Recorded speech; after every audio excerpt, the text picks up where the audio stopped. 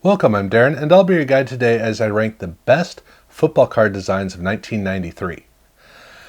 When I was dealing with football, this was kind of tough because there are so many sets. So where in hockey and basketball, I was looking at just 10 sets in each case. So you're just splitting down in the middle. In football, man, we had over 20 sets. There were so many sets to choose from. Man, there were some nice card sets too that fell outside of the range of 5, 6, or 7. I got to the point where there were 9 cards I could not avoid talking about, and really there are 10, which, we'll get to that. But basically, I do have a top 5, and I do have an honorable mention, but I have 3 additional sets, 3.5, that I just have to address because in 1993, we were finally seeing cards growing up, truly growing up. And it'd get kind of crazy in the mid 90s and then very crazy in the late 90s. But by 1993, that was when we were starting to see a level of sophistication in cards that was truly undeniable. This is a year that has a very distinct look. Not as distinct as 1994, which actually has a distinct look across the industry. But in 93, there is a look to the cards where card companies they often had a tendency to try to approach cards in a very similar way, even though they had a wide range of design approaches that they followed.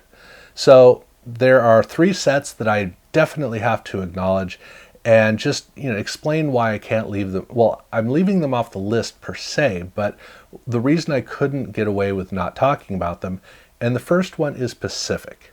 Now, Pacific still hadn't yet been discovered. That would happen really in 1994.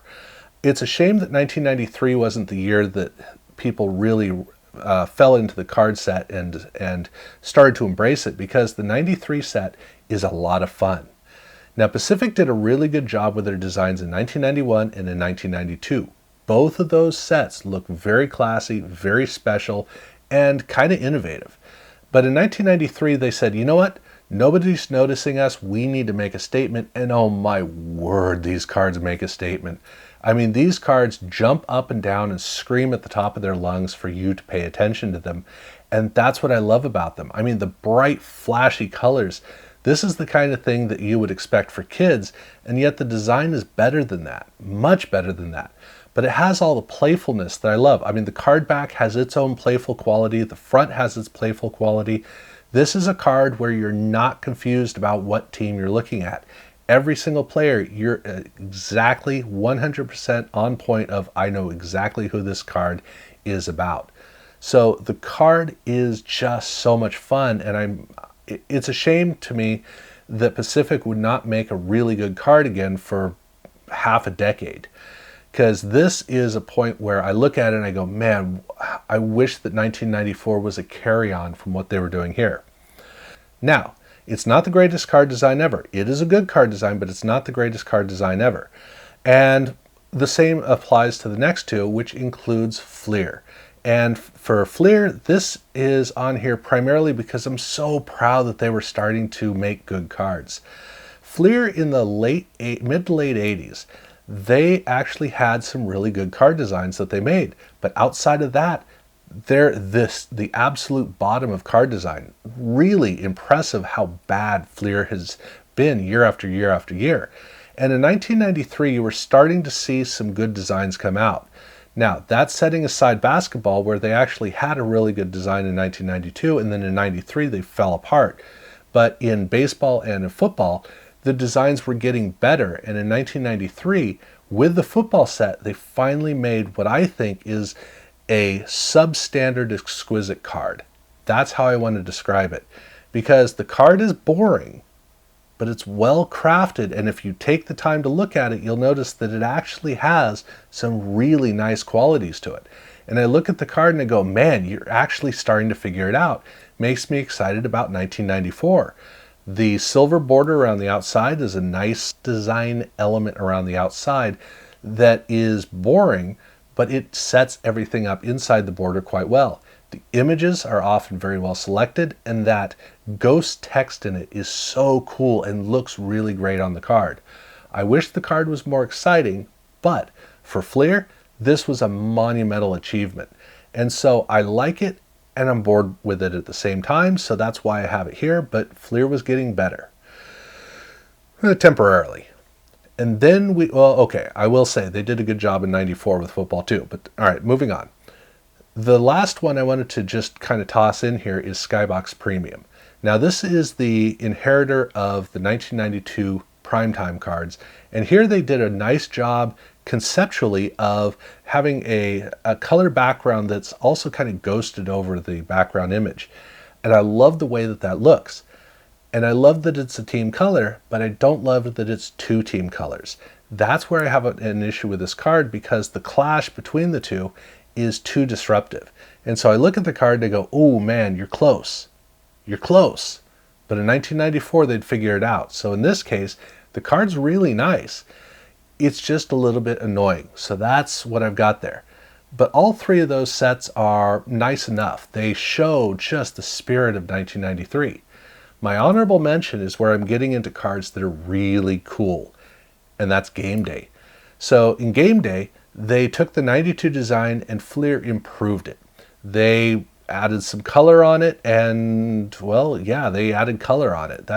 The card back is more playful, which is a good plus. But on the card front, it really is about the colors coming through. And they do a great job of image selection in order to take advantage of the real estate.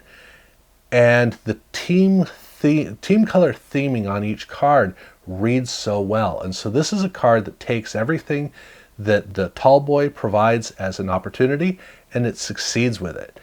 And I wish that they had done more with this leading down the road, because this is such a really nice card that if you explored it more, it could have had a pretty good future.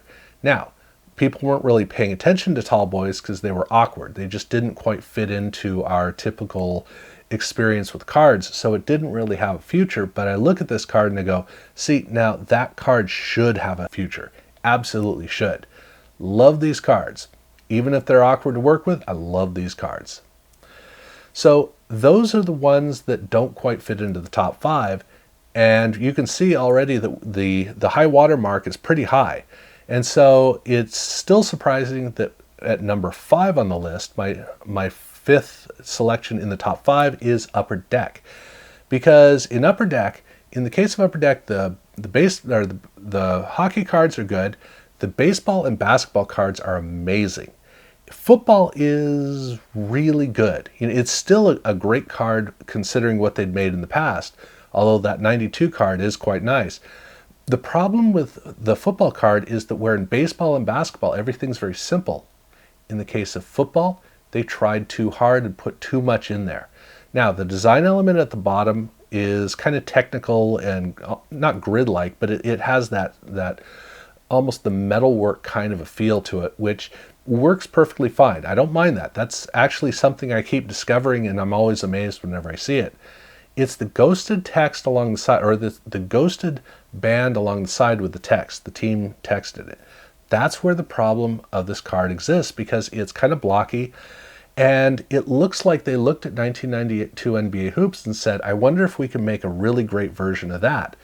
They did, but they should have just left 1992 Hoops alone. Hoops did. They abandoned it. I wish that Upper Deck had done it as well, because that just kind of disrupts the strength of the images, which is the whole point of the 1993 card design. The way they approached in the other 3 sports, it's all about the image. Here, that band kind of disrupts it, and that's the only problem I have with this card. Otherwise, it's a really good card. But I do have to say I was very surprised when I realized this was number 5, because I expected it to be higher. But, well, when you look at number 4 with Pro Set Power, you see that, yeah, this is definitely an embarrassment of riches on this list. Now, Power is a great example of how Pro Set, when they were on their game, could make amazing cards. The 1992 Power set and this set both are very, very good. No, I should say they're both great.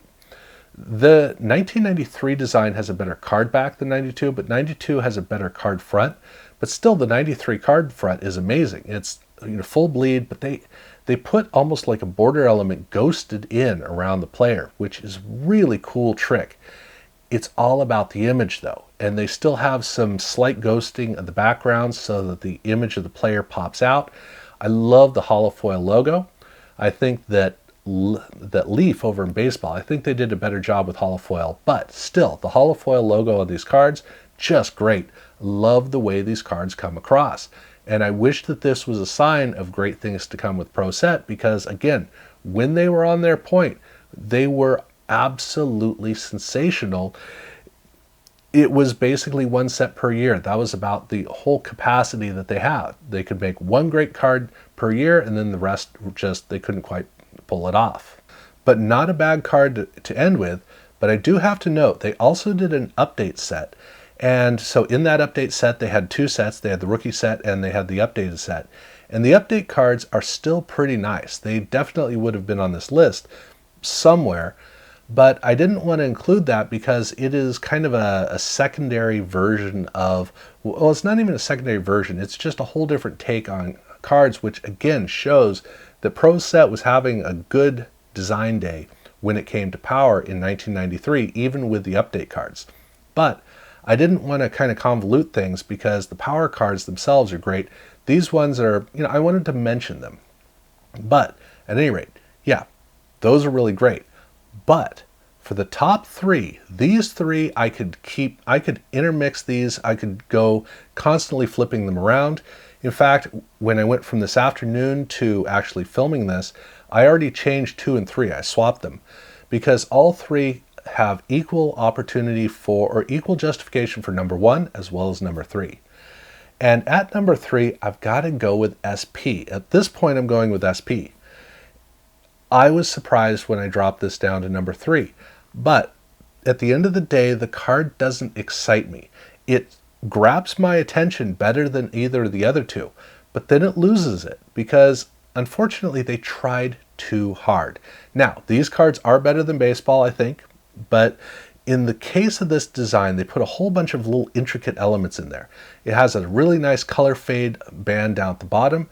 It has a wonderful brushed logo, and that is the greatest strength of this card. But they also have the gold foil detailing, the stenciling inside of the image that is a wonderful little treat. And then the card back is a big disappointment. So that's the one big drawback of the card. But unfortunately, with the card front, the band down at the bottom is a little blocky, and the detailing inside the image is not balanced. It kind of is left hanging. And so there's something about the card that seems a bit wanting. But the big problem this card has is surprisingly the images. Now, the craftsmanship of this card is phenomenal, probably the best of any of these cards. The problem is that by using that craftsmanship, it allowed them to get cocky, and with their images, they wanted to make really intricate images that are more like miniature posters. And that's the issue, is that the card doesn't really work too well in terms of showcasing a player if the player isn't well selected. And they didn't do that. They were counting on you giving each card the time to appreciate the image. And that's where this is faulty, because some of the images are very close up, but then the card doesn't quite work. The card works extremely well when the players are off in the background, but then the player doesn't stand out. And so you're out of luck either way. And that's the problem that I have, is that this is a card that's all about being an amazing card. It's not about showcasing the player. Whereas when I go from number 3 here to number 2 with Ultra, this is all about the player, almost to the detriment of the design. Now, the card design is really good, starting off with a great card back. Really like it. But on the card front, it has, well, it's almost difficult to see the design. They have the black marble down at the bottom. Absolutely love it. Although it does have a tendency to kind of disappear.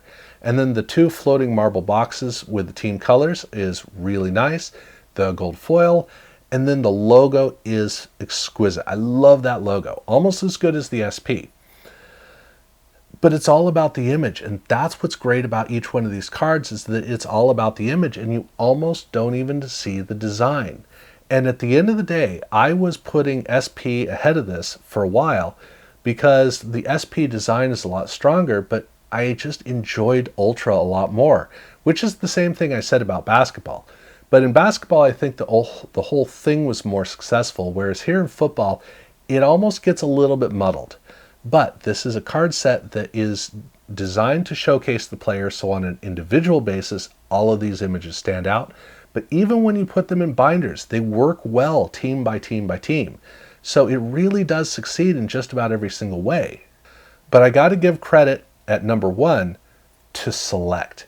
And this is kind of funny because when I collected Select, that was back in the 90s, got that out of the way, and then I always kind of knew about it because it's easy to remember the big battle between SP and Select, which kind of humored me because when I got back into Select, it was discovering the baseball cards. And the baseball cards, I would look at them and I'd look at SP and I'd go, man, it was like Peyton Manning and Ryan Leaf. Why in the world in 1998 did we actually think that there was a battle between Peyton Manning and Ryan Leaf in their rookie seasons? It seems dumb in retrospect. And so I was looking at this as, how in the world were we falling for the Select set, until I shifted back to football and discovered that, okay, when Score created Select in 1993, they started in baseball and they really dropped the ball. But by the time they got around to football, they fixed all of the problems.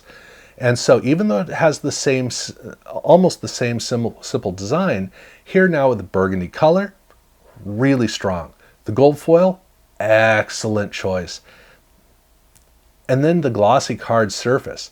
But they also did a better job with selecting images. And that's what these cards are. Every single one of these cards showcases the image. That's the whole point of the card, and that's exactly how it comes across. But it also has the elegance of, look, this is a grown-up card. There were two cards that were designed in 1993 that were truly grown-up cards. There was this and there was Flair in baseball. Those were the only two. And this one just carries through in a way that Flair couldn't because it still has the punch. That burgundy just makes the card feel so grown up. It really does a great job of pulling that off. Card back's not bad, not great. But the card front, this is the thing. As I've been going through this, the Select cards just kept reading to me as, these are the great cards. These are the great cards. I could not have this anywhere but number one. But that's because I've got the cards in hand and I'm actually experiencing the cards. And that's why the Ultra cards, I keep enjoying them. I keep kind of talking them down, but then I keep enjoying them enough that I pull them back up. SP keeps popping in there and then fading out. But Select has stayed at number one the whole time. I can't put this list any other way than this at this point. So that to me is the top list, or those are the best card designs of 1993 for football. Now, next week I'm going to look at all four sports and figure out which are the best ones of all of these. And I've got 4 from this list that are going to be taken into serious consideration, so it'll be interesting to see. So definitely check that out. Now, if you haven't seen the other videos that I've done of the other 3 sports, check those out. Do subscribe if you haven't done so already, and thank you very much for watching.